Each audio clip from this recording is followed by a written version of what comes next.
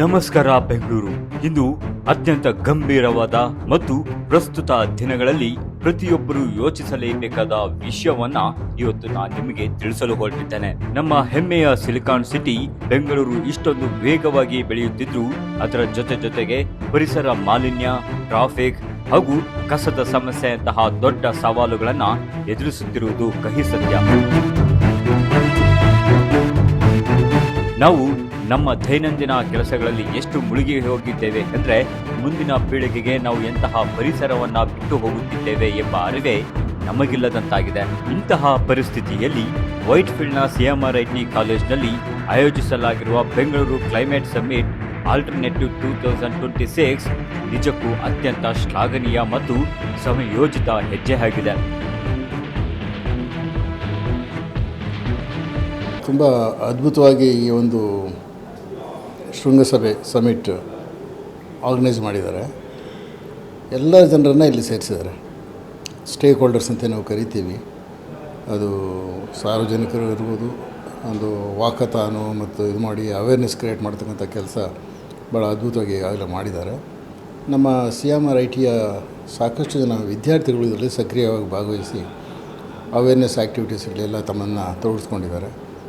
ಜೊತೆಗೆ ಈ ಒಂದು ಸಂಸ್ಥೆ ಏನು ಇದನ್ನು ಆರ್ಗನೈಸ್ ಮಾಡಿದೆ ವಿ ಮೂವ್ ಅಂತ, ಅವರು ಕೂಡ ಟೆಕ್ನಾಲಜಿ ರಿಲೇಟೆಡ್ ಜನ ಯಾರಿದ್ದಾರೆ, ಲೀಡರ್ಸು ಅವ್ರನ್ನ ಸೇರಿಸ್ಕೊಂಡಿದ್ದಾರೆ.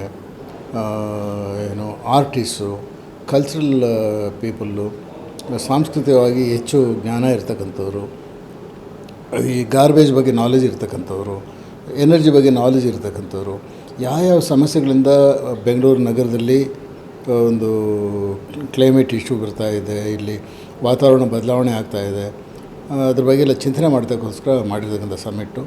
ಈ ಸಮ್ಮಿಟ್ ಕೇವಲ ಭಾಷಣಗಳಿಗೆ ಸೀಮಿತವಾಗದೆ ಕ್ಲೈಮೇಟ್ ಇನ್ನೋವೇಷನ್ ಎಕ್ಸಿಬಿಷನ್ ಮತ್ತು AI ಫಾರ್ ಬೆಟರ್ ಬೆಂಗಳೂರಿನಂತಹ ಆಧುನಿಕ ತಂತ್ರಜ್ಞಾನ ಪ್ರದರ್ಶನಗಳ ಮೂಲಕ ಪರಿಸರ ಸಮಸ್ಯೆಗೆ ಪ್ರಾಯೋಗಿಕ ಪರಿಹಾರಗಳನ್ನು ಹುಡುಕುತ್ತಿರುವುದು ವಿಶೇಷ.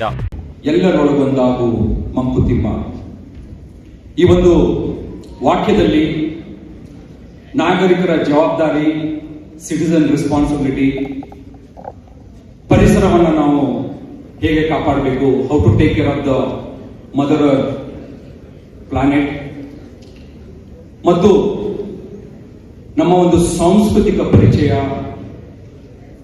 ನಾಗರಿಕರ ವ್ಯಕ್ತಿತ್ವ, ಇವೆಲ್ಲವನ್ನ ಒಳಗೊಂಡಂತಹ ಈ ಒಂದು ಹುಲ್ಲಾಗು ಬೆಟ್ಟದಡಿ ಮಂಕುತಿಮ್ಮ ಕಗ್ಗದಲ್ಲಿ ನಮಗೆ ಎಲ್ಲವ ಪಾಠವನ್ನ ಹೇಳಿಕೊಡುತ್ತೆ. ನಾವು ಸಮಾಜದಲ್ಲಿ ಯಾವ ರೀತಿಯಾಗಿ ಬದುಕಬೇಕು ಅಂತ.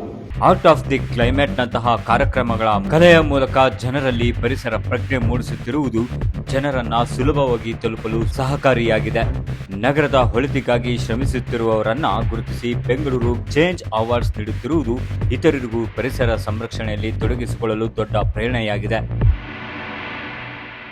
ಮಹದೇವಪುರ ಕ್ಷೇತ್ರದ ಶಾಸಕಿಯಾದ ಮಂಜುಳಾ ಲಿಂಬಾವಳಿ ಅವರು ಸೇರಿದಂತೆ ಅನೇಕ ಗಣ್ಯರು ಈ ಒಂದು ಕಾರ್ಯಕ್ರಮದಲ್ಲಿ ಭಾಗವಹಿಸಿದ್ರು.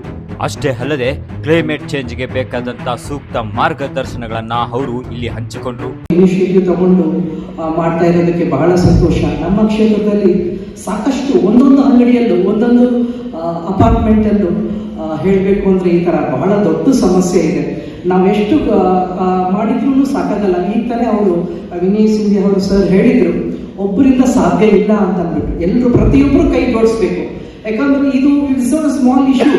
ನಾವು ಇವತ್ತು ಮಾತಾಡ್ತೀವಿ, ನಾವು ಗ್ರೂಪ್ ಫಾರ್ಮ್ ಮಾಡ್ತೀವಿ, ನಾವು ಅದೇಳ್ತೀವಿ ಇದೇಳ್ತೀವಿ ಎಲ್ಲ, ಆದ್ರೆ ಪ್ರತಿಯೊಬ್ಬರು ಮಾಡಬೇಕು.